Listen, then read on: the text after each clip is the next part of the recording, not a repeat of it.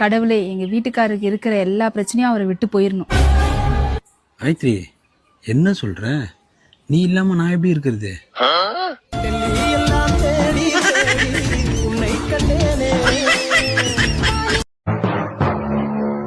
ஏன்டி இப்படி காலையில இருந்து நைட் வரைக்கும் போனே நோண்டிட்டு இருக்கே, உனக்கு வேற வேலையே இல்லையா?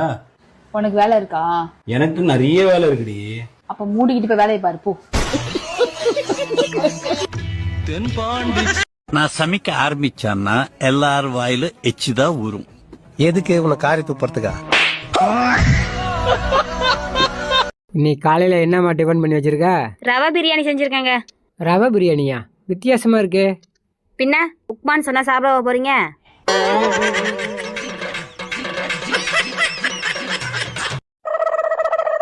ஏண்டி நான் எருமை மாதிரி கத்திட்டு இருக்கேன், காது கேட்கல? நீ ஏன் எருமை மாதிரி கத்துற? எருமை பாஷைலாம் எனக்கு தெரியாது. மணி எத்தனடி? ஹாய்டா. காலையிலே போயிட்டேன். அம்மா நாட்டுக்கோழி வாங்கிட்டு வர சொன்னாங்க. எந்த நாட்டோட கோழி? நான் மதனே. ஜெய மதனு. டேய் எப்பறம் இப்படிலாம் பேசுற? வாயில தான்.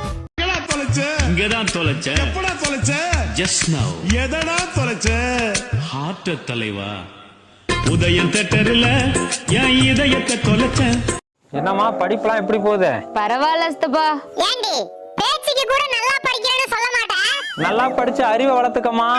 ஐசக் நியூட்டன் மரத்தடியில உட்கார்ந்துருக்கும் போது அவர் தலையில ஒரு ஆப்பிள் விழுந்துச்சு. அதை வச்சுதான் புவியீர்ப்பு கண்டுபிடிச்சாரு. இதுல இருந்து என்ன தெரியுது? கிளாஸ்ல உட்கார்ந்திருந்தா எதையும் கண்டுபிடிக்க முடியாது, அதனால மரத்தடியில வந்து உட்காரணும்னு தெரியுது அஸ்தபா.